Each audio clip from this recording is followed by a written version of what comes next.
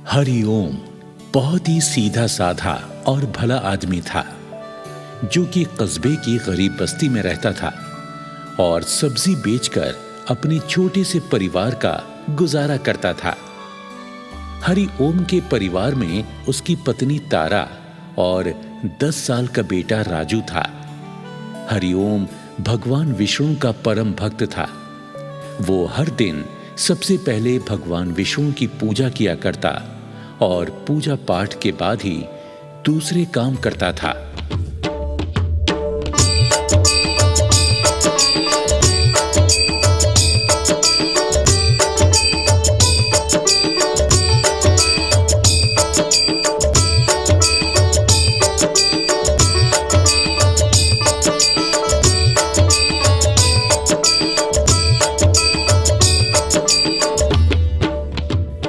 अपनी पूजा संपन्न करके हरिओम अपनी पत्नी तारा के पास आता है, जो कि अपने बेटे राजू के साथ मिलकर हरिओम की हाथ रेहड़ी पर सब्जियां रख रही थी। हरिओम कहता है, तारा, तू तो बहुत अच्छी पत्नी है। अपने काम तो करती ही है, मेरे काम में भी हाथ बटाती है। अजी, गृहस्थी की गाड़ी तो दोनों पहियों पर चला करे। हमारी गृहस्थी का एक पहिया मैं हूँ तो दूसरा पहिया तुम हो। तभी राजू कहने लगा, और मैं गृहस्थी का क्या हूँ माँ? तू तू तो हमारी गृहस्थी का सुंदर सा राजकुमार है। अच्छा तारा, अब मैं सब्जी बेचने जाता हूँ। सब्जी ले लो सब्जी, हरी हरी ताजा सब्जी, आलू, गोभी, गाजर, मूली, धनिया, मेथी, लाल टमाटर ले लो, सब्जी ले लो सब्जी। हरिओम हमेशा अपने ग्राहकों से मीठे लहजे में बात करता था। यही कारण था कि हरिओम की सब्जियां हाथों हाथ बिक जाया करती थी। एक महिला सब्जी लेने के लिए आती है। ए भैया, गाजर क्या भाव दी है? बहन जी, सिर्फ 30 रुपया किलो बेच रहा हूँ। बोलो बहन, कितनी तोल दूं?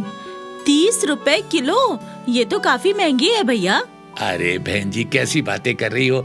महंगाई बहुत ज्यादा बढ़ गई है ना। लेकिन आप तो मेरी बहन जैसी हो। आप 1 किलो पर 5 रुपए कम दे देना और साथ में मेरी बिक्री में बरकत की दुआ भी दे देना। तुम बातें बड़ी मीठी मीठी बनाते हो भैया। चलो, 1 किलो गाजर और 1 किलो आलू दे दो। हरिओम महिला को सब्जी तोल कर दे देता है और महिला पैसे देकर चली जाती है। हरिओम अपना ठेला लेकर आगे बढ़ जाता है।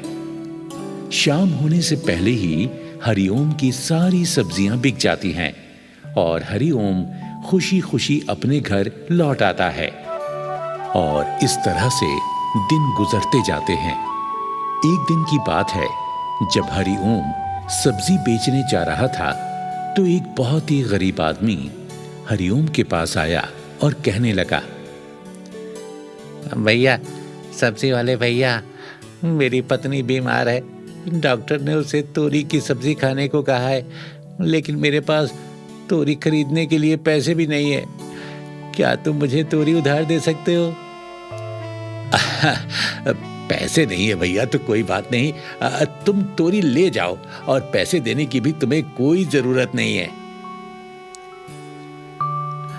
भगवान तुम्हारा भला करे भैया, तुम सदा सुखी रहो। तुम्हारा कारोबार दिन दूना रात चौगुना फले फूले भैया।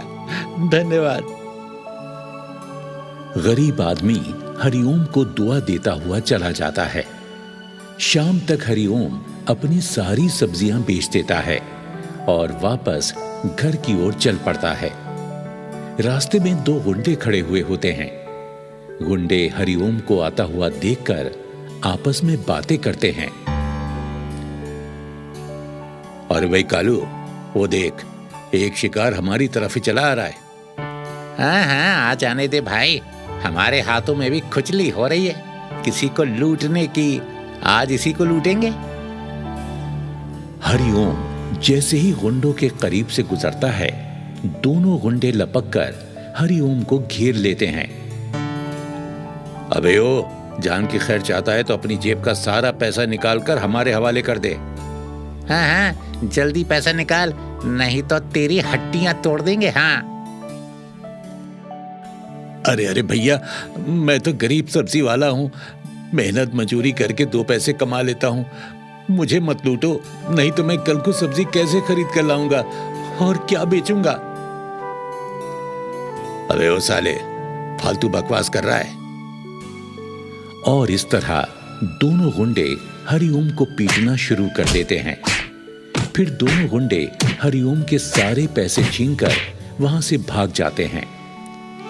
हरिओम के कपड़े भी फट जाते हैं और हरिओम लुट पिट कर अपने घर वापस आ जाता है। तारा हरिओम की हालत देखकर पूछती है, हाय हाय, ये तुम्हें क्या हुआ जी? तुम्हारे कपड़े क्यों फटे हुए हैं और तुम्हारे चेहरे पर ये खरोंचे कैसे लग गई? हरिओम तारा को अपने साथ घटी पूरी घटना सुना देता है। घटना सुनकर तारा कहती है, आप परेशान मत हो, भगवान जो भी करे है भले के लिए ही करे है। मैंने अपनी गुल्लक में कुछ रुपए बचा कर रखे हैं, आप उन पैसों से मंडी जाकर सब्जी खरीद लाना। हाँ, लो दवा पी लो। अगले दिन सुबह होते ही हरिओम तारा से पैसे लेकर मंडी चला जाता है और सब्जी खरीदकर फिर से अपना काम शुरू कर देता है। ऐसे ही कुछ दिन बीत जाते हैं। 2 दिनों बाद राखी का त्योहार आने वाला है। बस्ती के सारे लोग राखी के त्योहार की तैयारी में लगे हैं। हरिओम बाजार में सब्जी बेचते हुए लड़कियों और महिलाओं को सुंदर सुंदर सी राखी खरीदते हुए देखता है तो उसका मन बहुत दुखी हो जाता है। हरिओम घर को वापस लौटने लगता है। जब वो एक गली से गुजर रहा होता है तो एक बड़े से मकान से निकलकर एक अमीर महिला हरिओम से सब्जी लेने आ जाती है। ओ सब्जी वाले, अरे आधा किलो बैंगन तो दे दे। हरिओम दुखी मन से बैगन तोलने लगता है तो महिला कहती है, क्या बात है सब्जी वाले, आज तू हर रोज की तरह चहक नहीं रहा है, आज तो तू उदास सा लग रहा है। क्या बताऊं बहन जी, परसों राखी का त्योहार है, सब बहनें अपने भाइयों को राखी बांधेंगी, मगर मेरी तो कोई बहन ही नहीं है। मेरी कलाई पर भला कौन राखी बांधेगा? मैं इसी बात को सोचकर दुखी हो रहा हूं। अरे ये तो अपने अपने नसीब की बात है। अब तेरी कोई बहन नहीं है तो इसमें कोई क्या कर सकता है भला? हाँ, अब बहन, क्या आप मेरे हाथ पर राखी बांध दोगी? क्या कहा? मैं और तुझ गरीब सब्जी वाले के हाथ पर राखी बांधूंगी? अरे शक्ल देखी है तूने अपनी? जा जा, चल जा यहाँ से। हरिओम महिला की फटकार सुनकर दुखी मन से वहां से चला गया और अपने घर आ गया। फिर 2 दिन बाद राखी वाला दिन भी आ गया।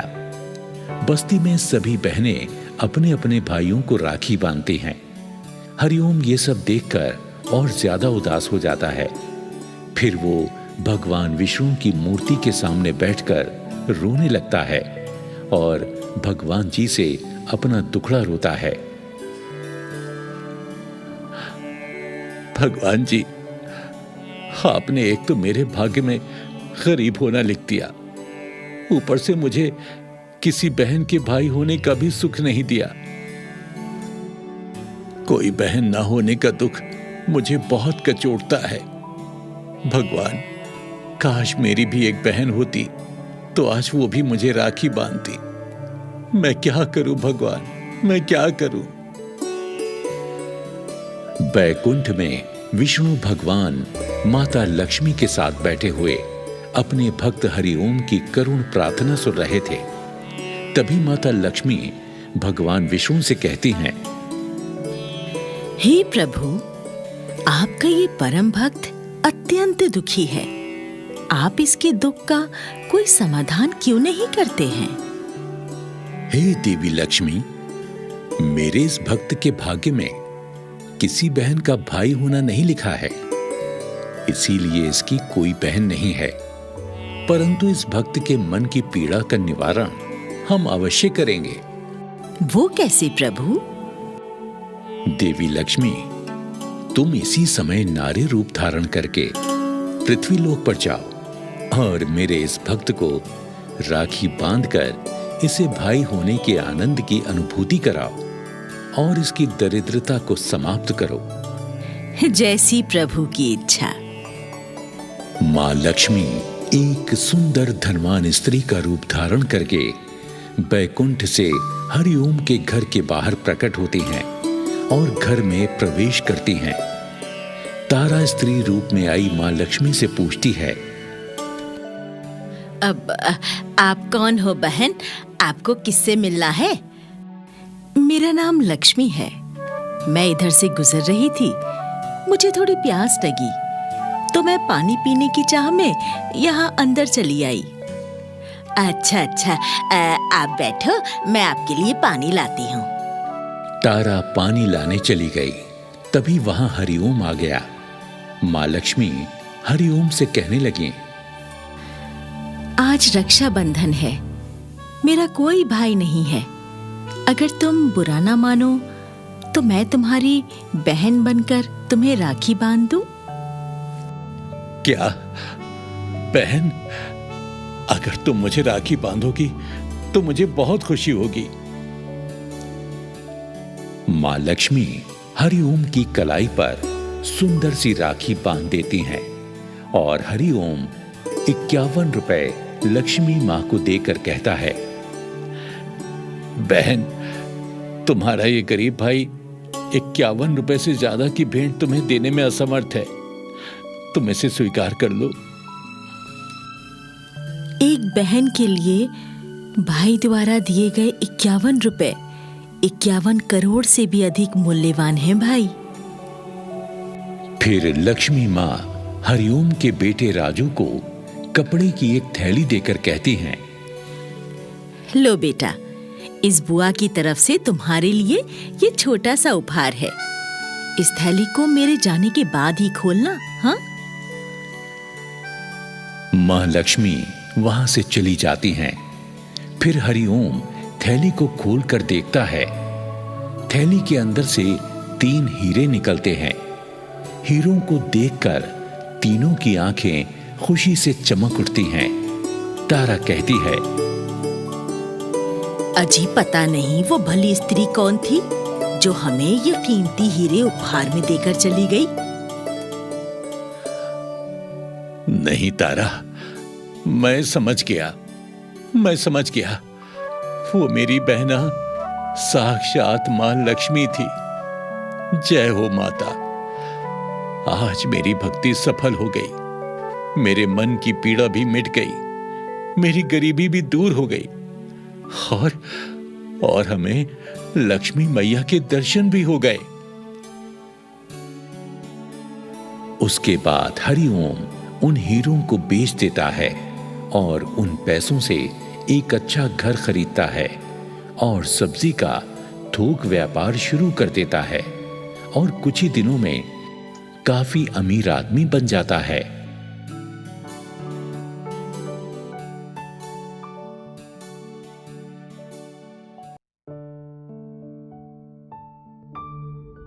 दीपक अपनी पत्नी सरला के साथ मुंबई में एक किराए के फ्लैट में रहता था। दीपक दवाई की एक कंपनी में जॉब करता था। दोनों की शादी को अभी 2 ही साल गुजरे थे। सरला को गर्भवती हुए 9वां महीना शुरू हो चुका था कि एक दिन दीपक सरला से कहता है, सरला, तुम्हारे प्रसव का समय बिल्कुल करीब है।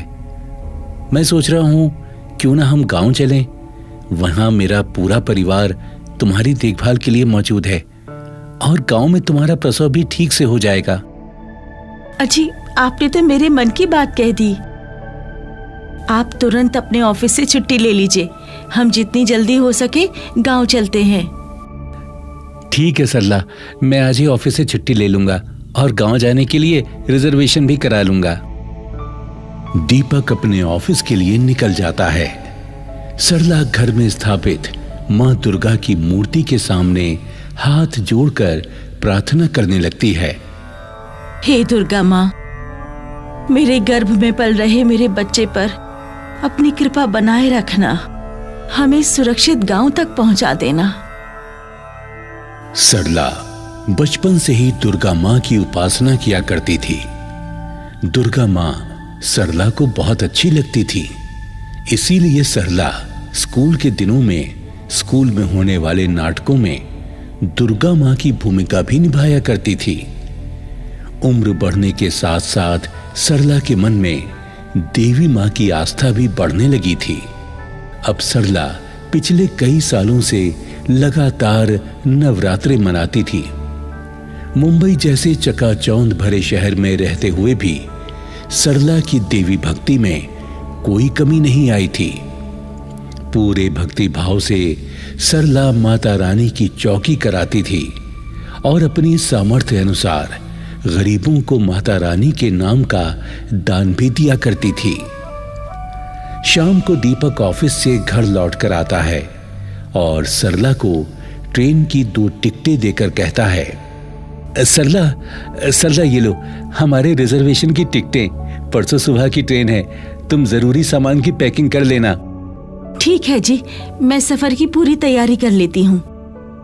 2 दिन बाद दीपक और सरला टैक्सी पकड़कर निर्धारित समय पर बांद्रा रेलवे स्टेशन पहुंच जाते हैं।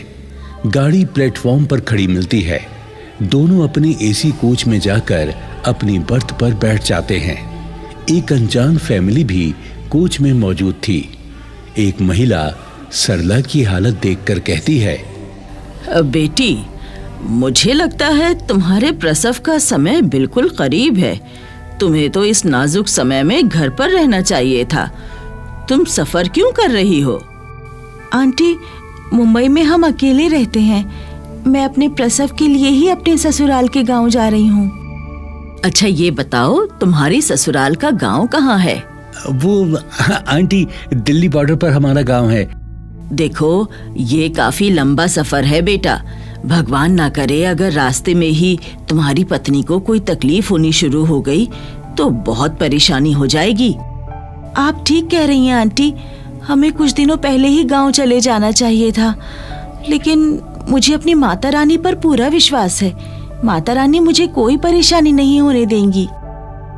अपने निर्धारित समय पर ट्रेन स्टेशन से छूट जाती है। ट्रेन तेज गति से दौड़ती चली जा रही थी। खिड़की के पास बैठी हुई सरला बड़े मजे से बाहर के नजारों को देख रही थी। अभी ट्रेन को चलते हुए कुछ ही घंटे बीते थे कि अचानक सरला को प्रसव पीड़ा होनी शुरू हो जाती है। दीपक, मुझे बहुत तेज का दर्द हो रहा है।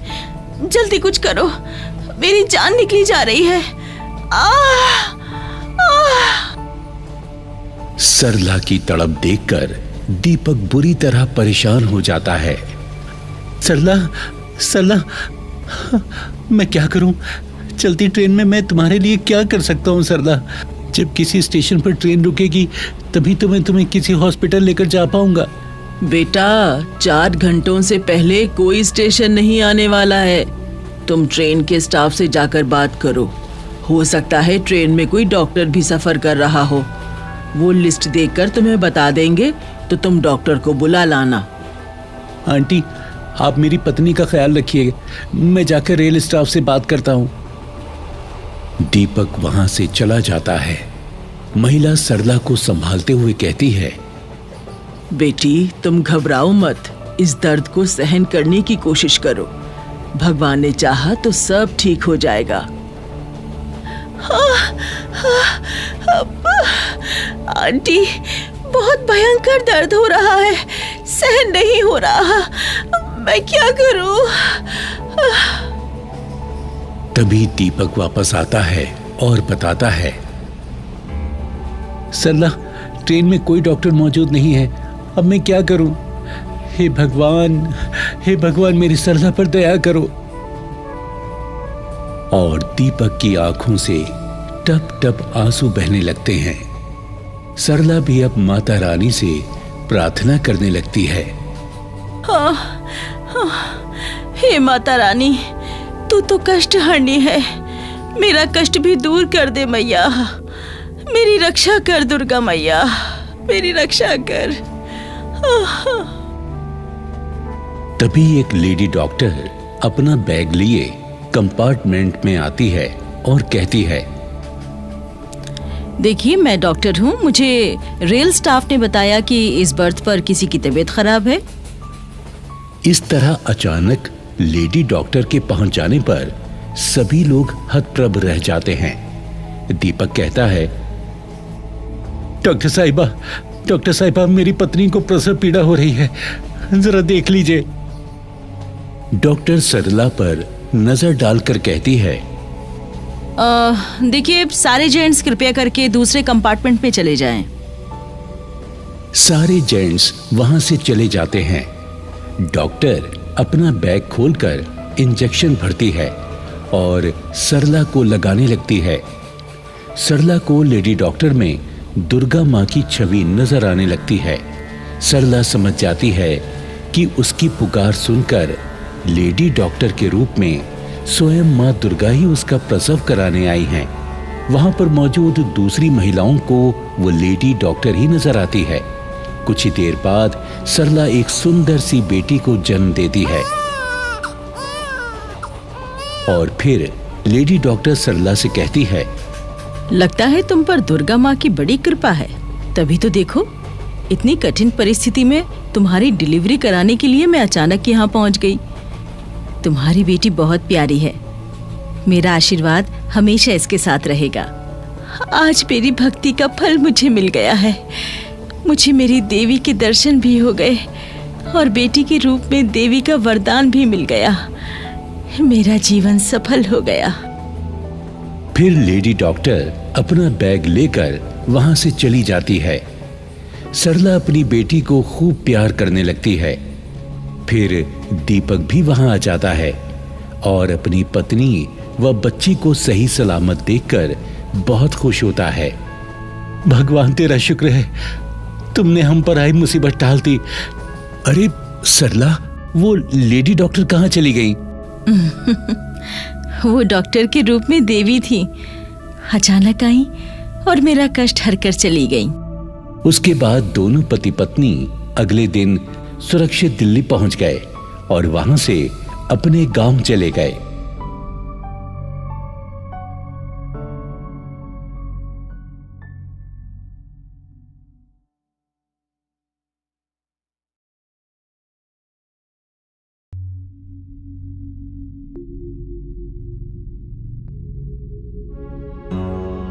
नंदीपुर एक बहुत छोटा सा गांव था। इस गांव के लोग आपस में मिलजुल कर बड़े प्रेम से रहा करते थे। परंतु 1 साल पहले इस गांव में एक भयानक मुसीबत आ गई थी। एक भयंकर चुड़ैल जो कि बांझ थी, पता नहीं कहां से इस गांव में आ गई थी। ये बांझ चुड़ैल खुद अपनी संतान पैदा नहीं कर सकती थी, इसलिए वो गांव में किसी की भी संतान को पैदा नहीं होने देना चाहती थी और इसी कारण से चुड़ैल ने गांव की कई गर्भवती महिलाओं का गर्भ अपने जादू से नष्ट कर दिया था। गांव वालों ने चुड़ैल के आतंक से तंग आकर एक तांत्रिक को गांव में बुलवाया था ताकि वो तांत्रिक अपने तंत्र मंत्र से चुड़ैल को इस गांव से भगा दे। परंतु ये बांझ चुड़ैल बहुत शक्तिशाली थी। काला जादू और शैतानी शक्तियां चुड़ैल के पास थी, जिनके कारण तांत्रिक इस चुड़ैल को वश में तो नहीं कर सका, बल्कि चुड़ैल से घबराकर खुद ही भाग गया था।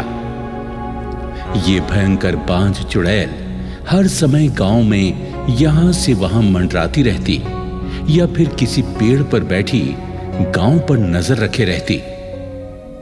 भोली माई अपने घर में अकेली ही रहा करती थी।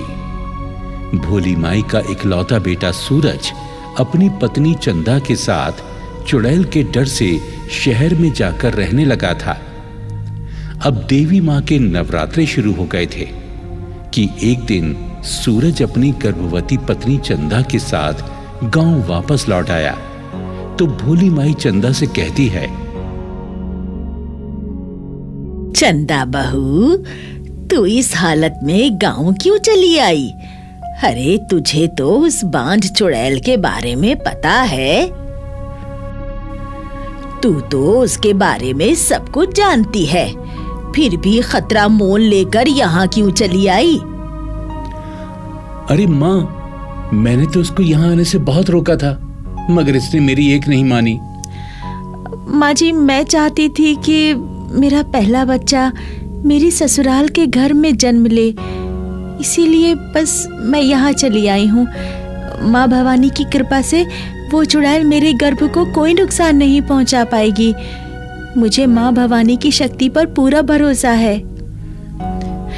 अच्छा, ठीक है, जैसी देवी माँ की इच्छा। तू मेरे पास रहकर ही नवरात्रे मना लेना और देवी माँ से अपने गर्भ की रक्षा करने की प्रार्थना करना। हाँ, चंदा बचपन से ही दुर्गा माँ में आस्था रखती थी। वो दुर्गा माँ की परम भक्त थी। हर साल पूरी आस्था से नवरात्रों के व्रत रखती थी। चंदा अपनी सास भोली माई के साथ मिलकर देवी माँ की पूजा अर्चना का सारा इंतजाम करती और सच्चे मन से माँ दुर्गा की भक्ति करने लगती। इस तरह 2 नवरात्रे गुजर गए। अगले दिन चंदा जब घर के बाहर लगे हैंडपंप पर पानी की बाल्टी भर रही थी तो पेड़ पर बैठी हुई बांझ चुड़ैल चंदा के गर्भ को देख लेती है। अरे वाह, इस गांव में एक और गर्भवती महिला आ गई मेरा शिकार बनने के लिए। मैं खुद बांझ हूँ तो इसकी संतान को कैसे जन्म लेने दे सकती हूँ? मैं तो इसका भी गर्भ गिराऊंगी और भी शक्तिशाली हो जाऊंगी। चुड़ैल पेड़ से नीचे उतरकर चंदा के सामने आ खड़ी होती है, लेकिन चंदा चुड़ैल से डरने की बजाय दुर्गा माँ को स्मरण करने लगती है। हे माँ दुर्गा, यदि मेरी भक्ति सच्ची है तो इस चुड़ैल से मेरी और मेरे गर्भ की रक्षा करना। दुर्गा, काली, महाकाली और शेरों वाली, अम्बा, जगदम्बा, अरे तू चाहे किसी भी देवी को पुकार ले, कोई भी देवी मुझे तेरा गर्भ नष्ट करने से नहीं रोक सकती। क्योंकि मैं बहुत शक्तिशाली चुड़ैल हूँ। तू अभी भक्ति की शक्ति को नहीं जानती चुड़ैल। मुझे देवी माँ पर पूरा विश्वास है, वो मेरे गर्भ की रक्षा जरूर करेंगी। देख लूंगी मैं तेरी देवी माँ को भी, देख लूंगी। चुड़ैल अपने पंजे के नाखूनों को चाकू जितने लंबे कर लेती है और अपने नाखूनों को चंदा के पेट में जैसे ही मारने लगती है कि अचानक हवा का एक बहुत तेज घूमता हुआ बवंडर वहां आता है और चुड़ैल को अपने अंदर लपेटकर उड़ा ले जाता है और गांव के बाहर वाले गंदे तालाब में ले जाकर डाल देता है। चंदा अपनी सास और पति को सारी घटना सुनाती है तो सूरज कहता है,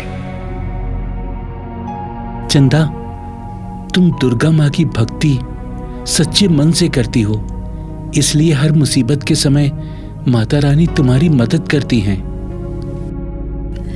बहू, माता रानी की कृपा है तुझ पर, इसीलिए तू उस चुड़ैल से आज बच गई।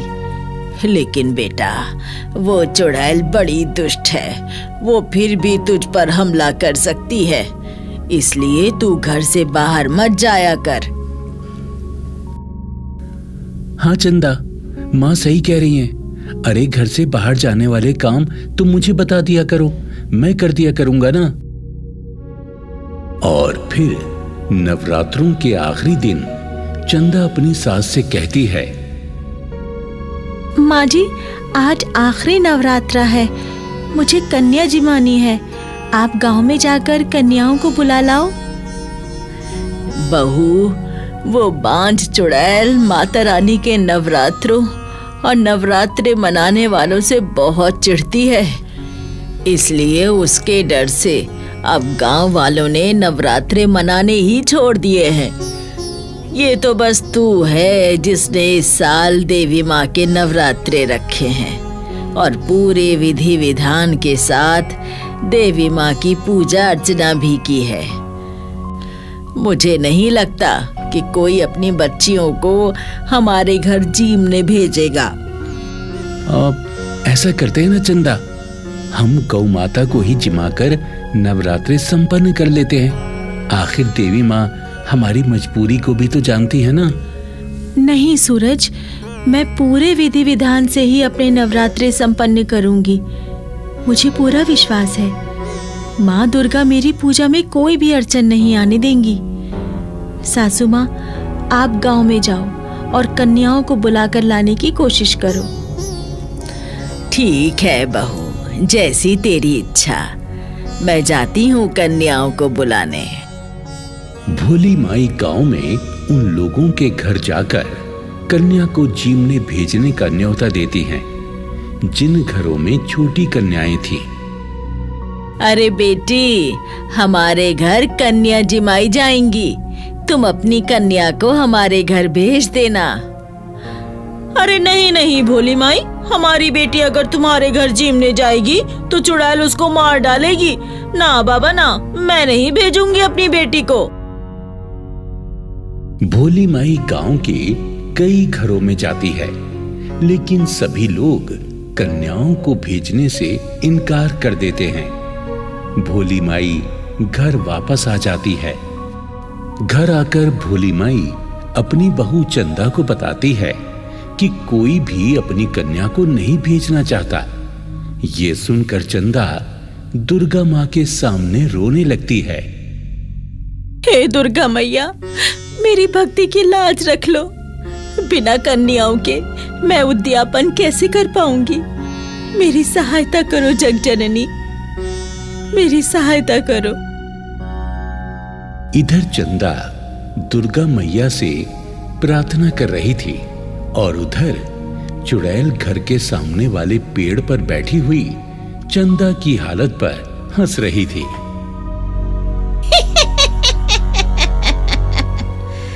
अरे तू कितनी भी प्रार्थना कर ले, पर तेरा ये उद्यापन नहीं हो पाएगा और मैं तेरे गर्भ में पल रहे इस बच्चे को मार डालूंगी। अब तू देखना मैं तेरे साथ क्या करती हूँ।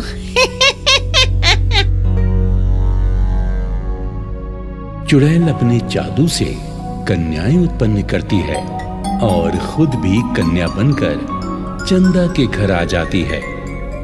चंदा कन्याओं को देखकर बहुत खुश होती है और वो कन्याओं को बिठाकर भोजन कराने लगती है। तभी चुड़ैल अपने असली रूप में आ जाती है और चंदा के पेट पर अपनी आंखों से काले जादू का प्रहार करती है।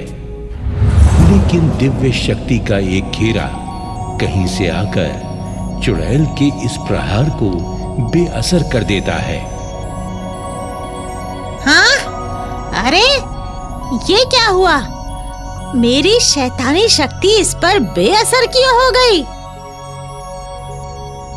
ये देखकर चुड़ैल गुस्से से तिलमिला उठी और अपनी शैतानी शक्ति की तलवार से चंदा के पेट पर प्रहार करने लगी।